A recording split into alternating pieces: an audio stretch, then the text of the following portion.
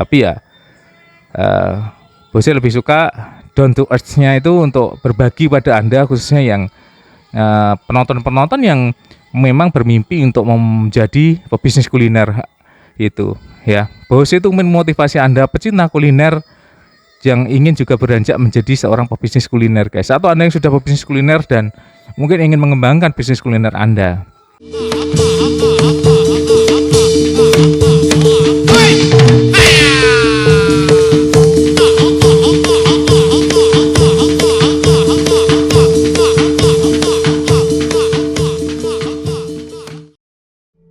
Halo guys, assalamualaikum. Jumpa lagi dengan Bose Resto Channel, guys.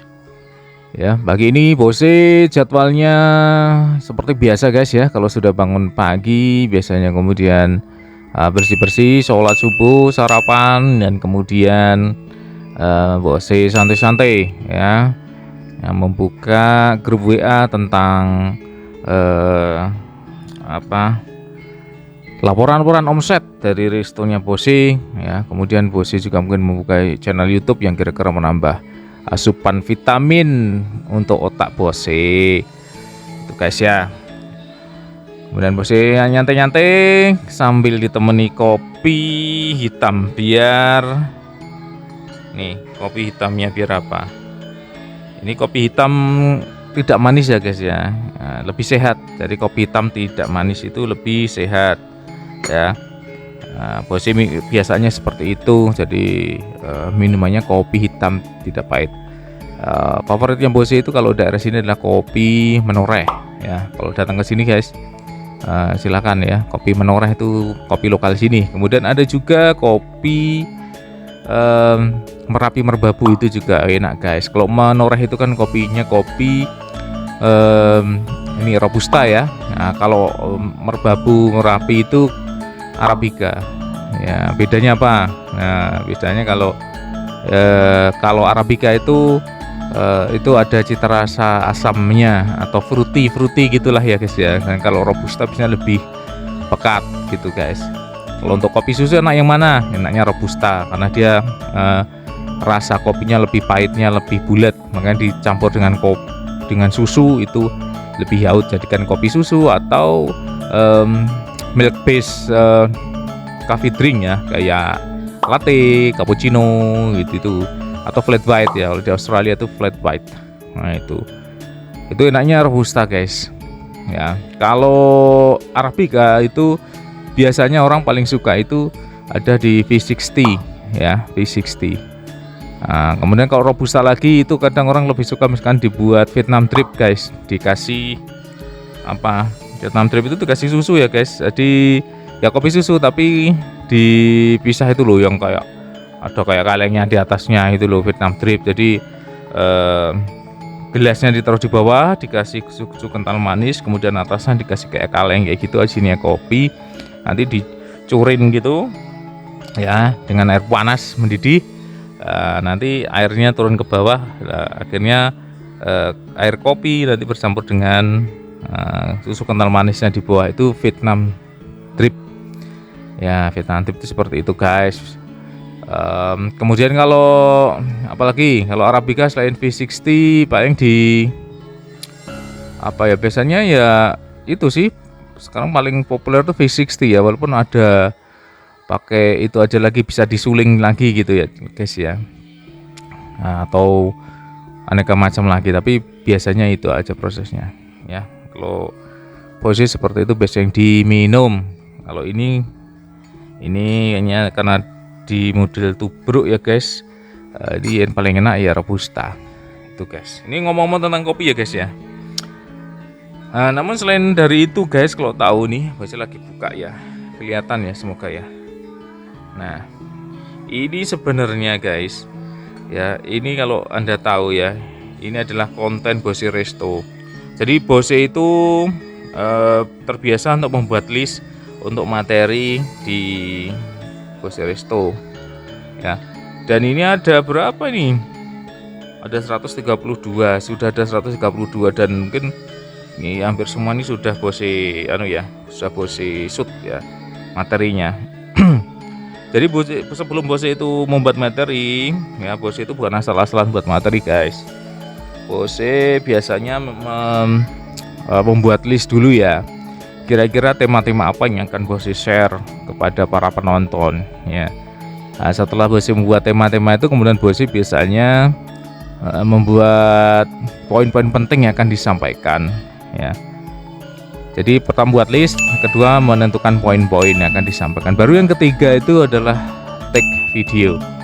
Nah, untuk proses yang kedua dan ketiga itu Bose lakukan secara spontan. Jadi Bose kalau ngomong begini, ini Bose tanpa skrip ya guys. Jadi mohon maaf kalau kadang-kadang agak belepotan. Tapi ini natural tanpa skrip. Bahkan poin-poin itu pun maaf seringkali muncul di kepalanya Bose ya pas ketika ini lagi syuting gitu. Jadi tiba-tiba ide-ide itu bermunculan guys. Makanya di dalam deskripsi channelnya Bose Resto bahwa setiap materi itu dibawakan secara spontan ya, secara spontan dan secara sederhana. Bahkan syutingan pun ya Bose menggunakan kamera HP. Bose punya kamera mirrorless, itu punya dua mirrorless ya. Itu dipakai oleh istri Bose dan dipakai oleh bagian dokumentasi dari restonya Bose. Mendingan Bose lebih praktis menggunakan HP ya, karena sekalian bisa ada aplikasi-aplikasi yang bisa kita terapkan langsung di HP tersebut. Makanya Bose menggunakan kamera HP di sini ya. Jadi gitu guys. Jadi untuk proses pointing ya, menentukan poin-poin dan juga untuk take langsung di lokasi ini Bose secara spontan. Jadi tidak ada skenario misalkan nanti pegawai ibaratnya kamu jalan ke sini nanti ngomong begini, nanti aku pura-pura begini begitu, enggak ada gimmick-gimmick seperti itu, enggak ada guys. Secara umum enggak ada. Ya. Maka dari itu mohon maaf kadang-kala Bose itu kalau ngomong belepotan.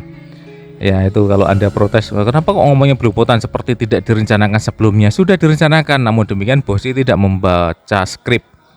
Kenapa? Karena kalau skrip itu kok Bose merasa itu terlalu kaku ya. Sedangkan ide-ide di kepala Bose ini kadang-kadang mengalirnya itu dengan deras sekali gitu. Skrip itu membatasi banget bagi Bose dan nanti kesannya kok nggak natural. Dan Bose semua hal-hal itu suka natural loh guys. Lihat aja kan di resto Bose kan banyak pohon-pohon di sini dan seperti kebun segala macam ya, itu kan natural gitu. Bose lebih suka yang natural. Kalau bisa kemudian Bose itu harus pakai skrip ngomongnya, terus yang dibuat-buat suaranya biar seperti profesional. Waduh, Bose nggak seneng guys. Yang penting itu kontennya, isinya ya guys ya. Soal penampilan itu lebih mudah itu dipoles. Percayalah kalau itu prinsip Bose ya. Tapi konten isi kepala seseorang itu lebih sulit gitu loh daripada penampilan. Penampilan mohon maaf guys, sekarang apa sih? Pakaian itu tinggal beli yang paling bagus di mana-mana, direka-reka bisa. Ya, soal mohon maaf ketampanan atau kecantikan bahkan ibaratnya itu juga zaman sekarang guys banyak operasi plastik gitu ya. Namun isi kepala, pola pikir, ide-ide ya itu tidak bisa dibeli guys. Itu harus diasah dan terus digali di dalam diri. Nah, Bose lebih cenderung ke situ ya. Bukan maksud Bose mengabaikan kegantengan, penampilan enggak, tapi itu nomor dua. Yang pertama bagi Bose adalah konten. Makanya dalam membuat konten-konten ini juga sebisa mungkin Bose menyampaikan itu hal-hal yang esensialnya, yang inti-intinya untuk bisa dipahami oleh para penonton sekalian. Itu poinnya guys ya. Terus kadang-kala kalau mau ada yang protes, kenapa kok videonya itu goyang-goyang, kadang lag segala macam ya. Mohon maaf ya bos. Bose Resto itu kan pada awal-awal shoot itu ya, mungkin video 1-20an itu Bose masih menggunakan gimbal biasa. Ya bukan biasa sebenarnya, harganya udah ratusan ribu. Ya, namun demikian ternyata hasilnya kurang maksimal guys. Ketika buat geser atau muter gitu, itu kadang lag ya. Ya, Bose kemudian mengetahui itu, ya udah, kemudian membeli yang agak lumayan ya guys. Akhirnya Bose membeli gimbal yang harganya ya lumayan ya, jutaan. Itu kemudian sudah ini enak untuk manuvernya, kanan kirinya atas bawahnya itu tinggal pakai remote. Walaupun ada juga mungkin kalau Anda menemukan di video yang keberapa itu ada juga mau naikin keliru nurunin, mau ngananin ngirin ya, itu maklum ya masih proses gitu ya. Daripada gimbal ini juga karena HP-nya Bose kan HP gede gitu. Jadi ketika terlalu naik atau ndangak ke atas nggak kuat gimbalnya, akhirnya jatuh lunglai. Nah, itu juga ada ditemukan mungkin di beberapa video dan Bose tidak cut. Itu natural. Jadi ya semua kelebihan dan kekurangannya Bose, mohon maaf ya, Bose tidak banyak tutup-tutupi gitu. Bose ngomong apa adanya dan Bose menjelaskan ini kepada Anda sekalian. Jadi bukan untuk merasa Bose lebih jago dan lain-lain, enggak kok. Kasih ini faktor mungkin Bose lebih duluan saja ya. Channel ini bukan masalah Bose sok-sokan gitu. Bose yang lebih banyak yang pandai ya. Pemilik resto itu ada yang lebih puluhan tahun. Bahkan dalam beberapa liputan Bose kan ada rumah makan yang sudah berdiri tak berapa tahun, 42, ada tahun 65 gitu. Harusnya mereka lebih jago ya. Harusnya gitu. Tapi mungkin kan mereka tidak punya channel atau ada alasan lain mereka tidak mau berbagi ilmu. Lah kalau Bose enggak, 16 tahun punya 6 resto ya. Mungkin bagi sebagian orang masih belum apa-apa itu guys, bagi mereka yang sudah hebat-hebat itu dan omsetnya lebih luar biasa ya. Namun mohon tuh dipahami dan mohon syukur-syukur bisa dihargai bahwa ya Bose itu membuat channel ini untuk sarana berbagi ya, pengalaman berbisnis restoran. Karena selama ini kalau Bose lihat di tayangan YouTube ya, mayoritas itu kan review makanan, bukan review tentang bisnis restonya. Kemudian ada juga yang berikan saran masukan, tips semula menjalankan bisnis restoran atau bisnis kuliner, bla bla bla bla. Tapi apa guys? Tapi mereka sendiri bukan pebisnis kuliner gitu. Jadi mungkin mereka mengambilnya dari teori-teori. Saya bukan menyalahkan teori. Saya pun saya kurang akademisi saya. Ya kan? Saya ambil S3 PhD di Australia guys. Kalau Anda ngomong bahwa alah Bose itu apa, itu cuman ngomong tok, sorry ya. Saya juga akademisi gitu. Saya juga belajar S3 ke Australia gitu. Ya, saya tahu teori-teori banyak hal ini. Namun demikian saya lebih suka untuk berbagi itu lebih ke pengalaman saya sebagai pelaku kulinernya, guys. Ada banyak teori macam-macam, guys, kalau mau ya. Tapi ya Bose lebih suka down to earth-nya itu untuk berbagi pada Anda, khususnya yang penonton-penonton yang memang bermimpi untuk menjadi pebisnis kuliner itu ya. Bose itu memotivasi Anda pecinta kuliner yang ingin juga beranjak menjadi seorang pebisnis kuliner, guys, atau Anda yang sudah pebisnis kuliner dan mungkin ingin mengembangkan bisnis kuliner Anda. Syukur-syukur ada hal-hal positif yang bisa diambil dari restonya Bose ini, guys ya. Jadi seperti itu ya. Jadi mohon maaf kalau mungkin ada yang anggap Bose sok-sokan atau sombong, sok paling pinter, enggak ya. Ini Bose untuk sharing saja gitu, guys ya. Dan banyak hal yang natural apa adanya di restonya Bose. Dan kalau Anda datang ke restonya Bose pun nanti bisa ditanya ke pegawai atau staff Bose bagaimana Bose ya. Bose apa adanya ya. Bahkan mungkin Anda kalau datang ke restonya Bose ini mungkin Anda tidak menyangka bahwa saya adalah bosnya di sini ya. Itu guys ya. Ngobrol ngalor ngidul tentang ini Bose Resto Channel ini ya. Kenapa kok Bose membuat, kemudian ada kekurangan-kekurangannya ada di dalamnya, dan untuk segala hal kekurangan Bose tentu memohon maaf ya bagi Anda semuanya, dan saran masukan tentu Bose harapkan dari Anda sekalian ya, guys ya.